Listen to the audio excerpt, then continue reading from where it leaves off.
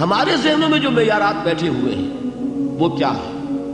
کامیابی پیسے سے ہے، کامیابی جائیداد سے ہے، کامیابی کاروبار سے ہے، کامیابی شہرت سے ہے، کامیابی اقتدار سے ہے۔ یہ معیارات ہیں۔ جو جتنا دولت مند اتنا کامیاب، جو جتنا مشہور اتنا کامیاب، جو جتنا پاپولر اتنا کامیاب، جو حکومت پر پہنچ گیا کامیاب، جس نے بڑا کاروبار جما لیا کامیاب، جس نے بہت جائیداد بنا لی کامیاب۔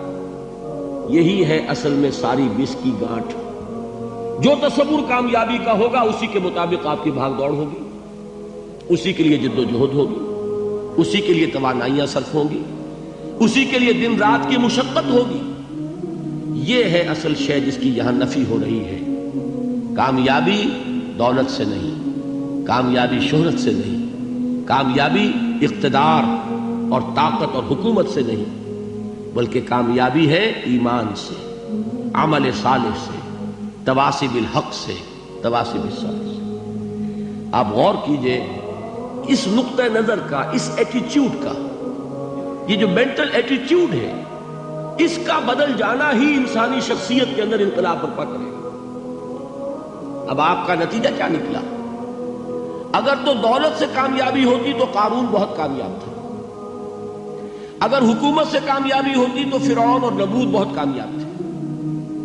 کامیابی ان سے نہیں ہے۔ کامیابی انسان دولت میں قارون کی دولت تک پہنچ جائے اور دنیا میں دبدبہ اور اقتدار اور سلطنت اور حکومت کے اعتبار سے وہ نمرود اور فرعون کا مقام حاصل کر لے، وہ ناکام ہے، خائب ہے، خاسر ہے، برباد ہے۔ اور ابو ذر غفاری کامیاب ہے، چاہے ان کے پاس کچھ نہیں تھا، جھونپڑی تک نہیں تھی، کوئی گھر نہیں تھا۔ حضور نے فرمایا ہے اللہ کے کچھ بندے ایسے ہوتے ہیں جو کسی محفل میں جانا چاہیں تو انہیں اجازت نہ ملے، جو کہیں اگر رشتہ کرنا چاہے کوئی ان سے رشتہ کرنے کو تیار نہ، کہیں کوئی سفارش کرنا چاہے تو ان کی کوئی بات ہی نہ سنے۔ لیکن اللہ کے ہاں ان کا وہ مقام ہے کہ اگر بھولے سے بھی کسی بات پر قسم کھا بیٹھتے ہیں تو اللہ ان کے قسم کی لاج رکھتا ہے۔ یہ ہے فرق، یہ جان لیجیے اچھی طرح۔ اس بات کا مان لینا آسان، اس پر سبحان اللہ کہنا آسان، لیکن اس کے مطابق آپ کے اپنے ذہن کا بدل جانا بہت مشکل، اس لیے کہ ہم متاثر ہوتے ہیں اپنے ماحول سے۔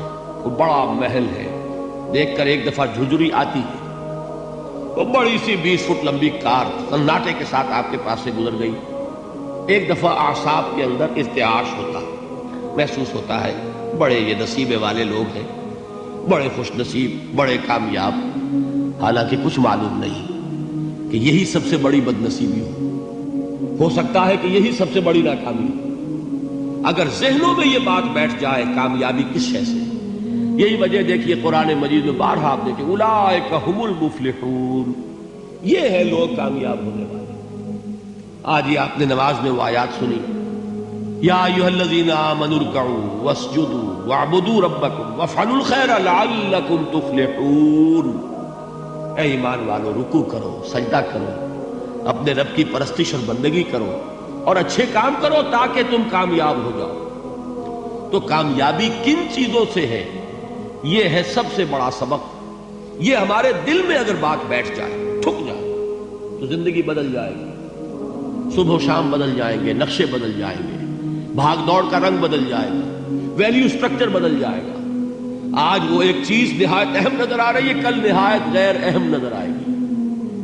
جیسے کہ حضور کی حدیث ہے مالی ولی الدنیا، مجھے تمہاری اس دنیا سے کیا سروکار ہے؟ انما مثلی کراکب استظل تحت شجرۃ ثم راح فترکها، میری مثال تو اس سوار کی سی ہے جو تھوڑی دیر کے لیے ایک درخت کے سائے میں ٹھہرتا ہے سستانے کے لیے، پھر وہ اپنا راستہ لیتا ہے، اسے اس درخت سے مستقل تعلق اس کا نہیں ہے، وہ اس کا گھر نہیں، وہ اس کی منزل نہیں۔ اسی طرح یہ دنیا میرا گھر نہیں ہے۔ اب دیکھیے ہم کہتے ہیں انا للہ و انا الیہ راجعون، ہم تو مسافر ہیں، ہم اللہ کے پاس سے آئے، اللہ کی طرف ہمیں لوٹ جانا ہے۔ کن فی الدنیا کانک غریب و عابر سبیل، حضور فرماتے ہیں دنیا میں ایسے رہو جیسے کہ تم اجنبی ہو یا راہ چلتے مسافر ہو. لیکن یہ طرز عمل کب ہوگا؟ جبکہ یہ آیت ہمارے ذہنوں کے اندر بیٹھ گئی ہو.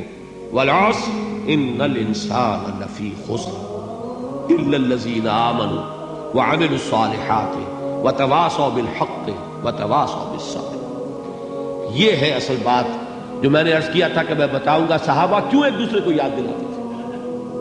اس لیے کہ دیکھیے جیسے برف باری اگر ہو رہی ہو، آپ باہر نکلیں گے تو برف آپ کے کپڑوں پر جم جاتی ہے نا، تو آپ جھٹکتے ہیں کپڑوں کو تاکہ برف ہٹ جائے. ہمارے ایمان پر اس دنیا میں رہتے ہوئے جب ہم متاثر ہوتے ہیں ماحول سے تو گردہ آ جاتا ہے، برف پڑ جاتی ہے، اس کو جھٹکتے رہنے کی ضرورت ہے.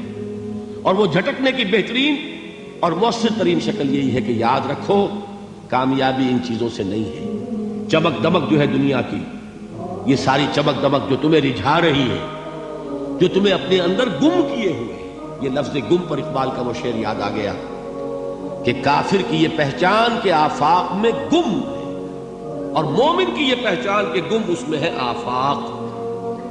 تم گم نہ ہو کر رہ جاؤ، اس میں مبہوت نہ ہو کر رہ جاؤ، مرعوب نہ ہو کر رہ جاؤ.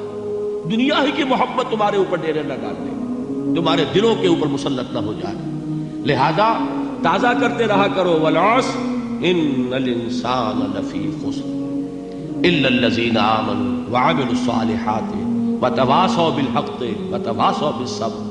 پھر یاد کر لو، پھر تازہ کر لو اپنے اس یقین کو کہ کامیابی دولت سے نہیں، کامیابی ثروت سے نہیں، کامیابی اقتدار سے نہیں، کامیابی شہرت سے نہیں، کامیابی جائیداد سے نہیں، کامیابی ہے ایمان سے، کامیابی ہے عمل صالح سے، کامیابی ہے تواصی بالحق سے، کامیابی ہے تواصی بالصبر سے. یہ چار چیزیں ہیں کہ جو کامیابی کے لوازم